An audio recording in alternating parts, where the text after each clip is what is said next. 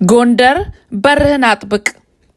ልክ የዛሬ 3 ዓመት ትግሉ ሲጀመር በመላው ኢትዮጵያ በተለይም በአራቱ ጠቅላይ ግዛት ያለው የአማራ ሕዝብ ለዘመናት የተሰራበት ግፍ አንገሽግሾት ስለነበር ጠላቱን ለመደቆስ እንደንም መንጋ በመትመም በባህላዊ የጦር መሳሪያዎችና በቆመጥ የአብይ አህመድን ጨፍጫፊ ኃይል ወገብ ዛላውን እየቆረጠ ለመታጠቅ የፈጀበት የአንድ ቀን ጀንበር ብቻ ነበር። በወቅቱ ደብረ ኤልያስ ላይ በአርበኛ እስክንድር ነጋ መሪነት የተሰባሰቡት የጎጃም አናብስት በመሬትም በሰማይም የመጣውን ጸረ አማራና ጸረ እምነት ገዳይ የኦሮሞማ ታጣቂ በልኩ ሰፍረው የዘመናዊ ትጥቁን አስወለቁት።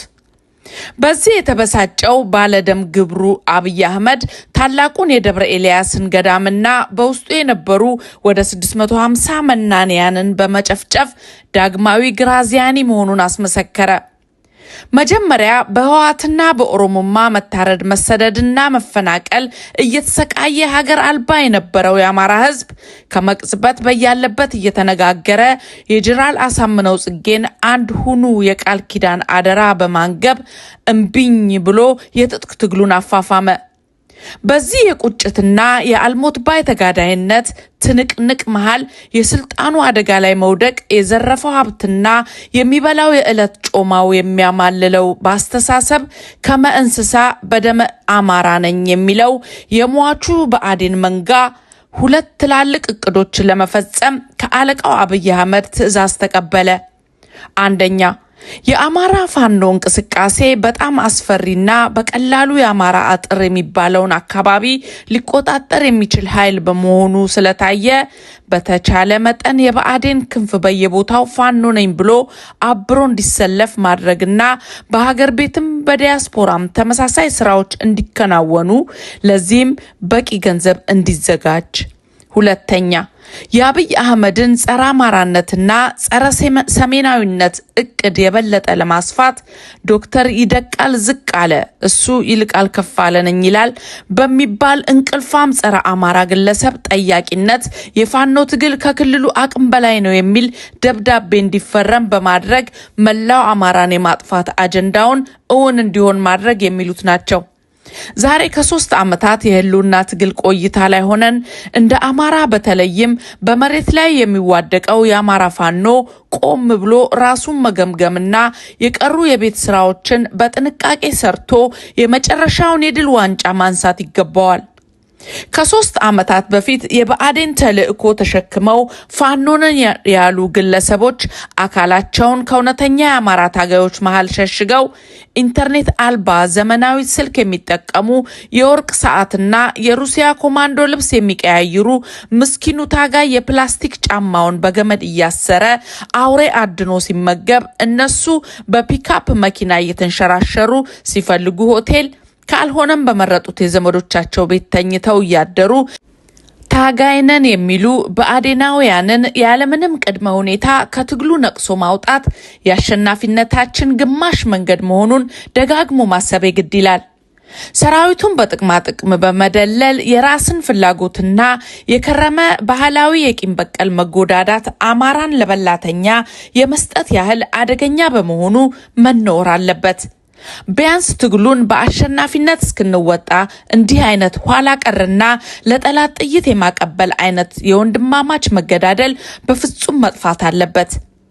አማራ እንኳን የዚህ መሰል ጎጂ ድርጊት ይቅርና አክሱምና ላሊበላ ላይ የነበረውን የስነ መለኮትና የስነ ከዋክብት ስልጣኔውን እንኳን ለማስጠበቅ የማይችልበት በጠላት የታጠረ ህዝብ ሆኖ ሳለ አንድ ኩንታል እህል በማትሰጥ የድንበርና የግጦሽ መሬት የተፈጠሩ የእርስ በርስ ጉትቻዎችን አውልቆ የአባቶቹን ስልጣኔ መታጠቅ አለበት። ትላንት ለመሰባሰቢያ ምልክታችን ያደረግናቸውን ጀግኖቻችንን አደራቸውን በመወጣት ዳግም በክብር ማማ ላይ መሰቀል ይጠበቅብናል።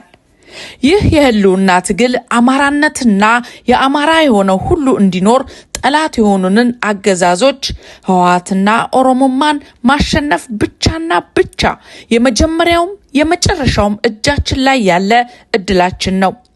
ሆን ተብሎ አማራን ለማሳነስ የተነዙ የጠላት አጀንዳዎች በየምዕራፉ የተሸነፉ መወገድ አለባቸው። ትላንት አማራ የሚባል የለም ብለው መጽሐፍ የሸጡልን ሰዎች ዛሬ አማራ ተበድሏል ብለው ሌላ መጽሐፍ ሲሸጡልን አሜን የምንል ከሆነ እኛ ሰውም አማራም ሳንሆን ግዑዛንነንና በየምዕራፉ ወዳጅና ጠላታችንን ለይተን የምናሸንፍበትን መንገድ እንንደፍ።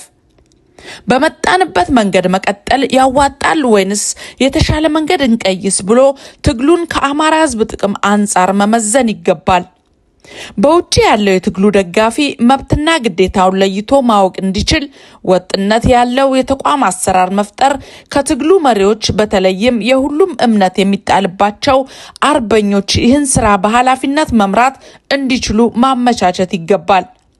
በአውሮፓ በአሜሪካና በአረብ ሀገራት የግል ገንዘብ ከፋይ ወይንም ሽርፍራፊ ነገር እየላካችሁ በፋኖ መካከል ጸብና ልዩነት የምትዘሩ የግል ፋኖ ያላችሁ ዲያስፖራዎችና ትናንሽ ነገር ለማግኘት ስትሉ ታላቁን የአማራ ህልውና ትግል የረሳችሁ ወይንም ሞኖፖላይዝ በማድረግ ራሳችሁን አልፋና ኦሜጋ ያደረጋችሁ ግለሰቦች ወይንም ራሳችሁን ፋኖ አድርጉ፣ ካልሆነም ከአማራ ትግል ራቅ በሉ። አማራ የጀመረው የህልውና ትግል በጀመረበት የሞራል ከፍታ ህዝባዊ ቅቡልነትና የአሸናፊነት መንፈስ ቢሆን ኖሮ ዛሬ የህዝብ ጥያቄዎች የሚመዘኑት ልደታ ወይንም 6 ኪሎ በሆነ ነበር። በግል ዝናና ከሰዓታት በኋላ ይዘቱም ስሙም በሚቀየር ጊዜያዊ ድሎት የ70 ሚሊዮን አማራን ትግል በሸጡ በለወጡና ከጥንት ጠላታችን ጋር ስውር ጋብቻ በመፍጠር የተራዘመ መከራ ህዝቡ ላይ እንዲመጣ ያሴሩ አሁንም እያሴሩ ያሉ የሆድ ካድሬዎች ታጋዩን አላላውስ ብለው ትግላችንን መቀለጃ ባያደርጉት ኖሮ ዛሬ አብይ አህመድና ጀሌዎቹ በነ ክርስቲያን ታደለ፣ ዮሐንስ ቧያለው እና ፕሮፌሰር ሲሳይ አውግቸው ቦታ ይተኩ ነበር። ትላንት በብዙ ጥረት የተመሰረተውን ድርጅት እንደ ጃርት ከውስጥም ከውጭም በመቦጫጨር ከማፍረስ ይልቅ የምንታገለው ለአንድ አማራ ሞታችንን በአማራነት በሚል ቅዱስ ሐሳብ ተስማምተን ወደፊት ብንስፈነጠር ኖሮ ዛሬ እነ መስከረም አበራ በተንገላቱበት የሰቆቃ መንደር የዘረፉትን ለመጨረስ የፊት ቆዳ ያስቀየረችው አዳነች አበቤና ዝናሽ ታያቸውን ሰብስበን ቦታ ባቀያየርናቸው ነበር።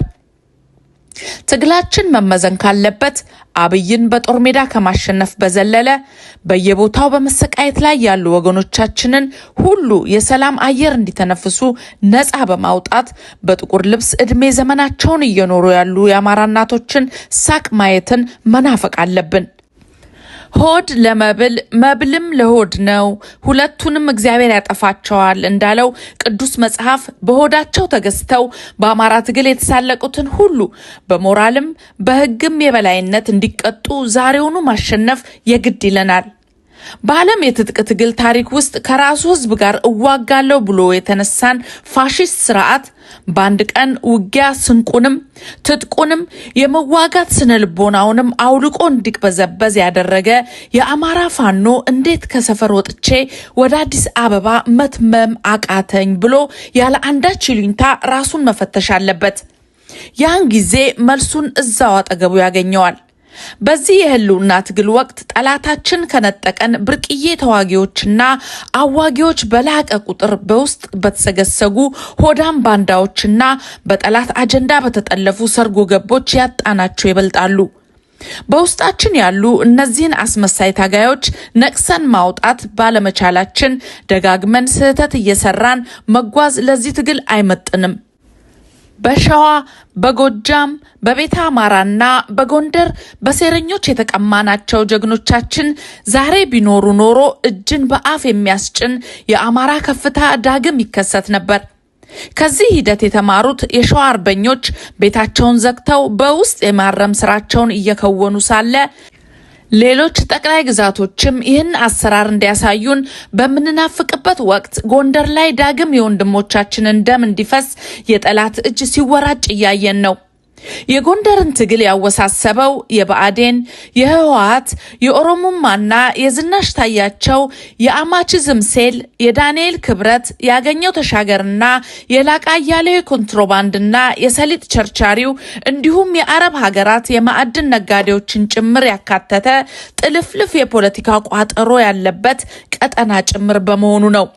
ከዚህ በተጨማሪ በግራም በቀኝም ሸምጋዮች መስለው የተሰለፉ የጎንደር ተወላጅ ነን የሚሉ ዲያስፖራዎች ጉዳዩን ወደ ጎጥ ጭምር በመጎተት የውስጥ ሽኩቻው ባህሪውን እየቀየረ እንዲቀጥል ትልቅ የአፍራሽነት ሚና እየተጫወቱ በመሆኑ መላው አማራ ይህን ሴራ ማጋለጥና መታገል ይገባዋል። ከሰሞኑ የዚህ ትግል ምሰሶ የሆነውና 2 ወንዶች ልጆቹን ስለ አማራ ክብር ሲል የገበረውን ራስ አርበኛ ደረጀ በላይን ለማንቋሸሽና ለመፈረጅ የተሄደበት አስነዋሪ ቅንብር በጊዜ ሃይ መባል አለበት። አርበኛ ደረጀ የአማራነት የውክልና ማማ ነው። በሱ አርበኝነት ውስጥ ሚኒሊክን፣ በላይ ዘለቀን፣ አበበ አረጋይን፣ ንጉሱንና ቅዱሱን ላሊበላን፣ የምርሃነ ክርስቶስን፣ ቴዎድሮስን፣ መይሳውን፣ የአሁኖቹን እነ ጄኔራል አሳምነው ጽጌን፣ ጎቤ መልኬን፣ ከፍያለው ደሴን፣ ናሁሰናይን፣ ሞላ ደስዬን፣ ደምስ ሲመርን፣ አበባውንና ራምቦን፣ ኮሎኔል ታደሰን፣ እሸቴ ሞገስንና ይታገስ እሸቴን እንዲሁም አያሌ ስለ አማራ ለአማራ ሲሉ ነፍሳቸውን የሰጡትን ሁሉ የሚወክል የፋኖነት አይከን ነው ስልህ። ስለዚህ ደረጀ በላይን ስታንቋሽሽ አማራንና የአማራ ታጋዮችን እየዘለፍክ ነውና አጥብቀን እንታገልሃለን። እናም የጎንደር ፋኖ አጥርህን አጥብቀህ ምከር፣ ባንዳውን ከውስጥ ነቅለህ አውጣው። በዓላማ አንድ ከሆኑት ከወንድሞች ጋር ቤት ዘግተህ ምከር። በግራና በቀኝ ተሰልፈው ከሚሸቅጡ ነገር አጣላላፊዎች ራስህን አጽዳ። ባንተ መስዋዕትነት ላይ የተረማመዱ ትግሉን በማራዘም የግል ሀብትና ዝና የሚያጋብሱትን በቃችሁ በል። ጎንደር በርህን አጥብቅ፣ አርማህን ጠብቅ። ከአዳባይ ሚያዝያ 23 2018 ዓመተ ምህረት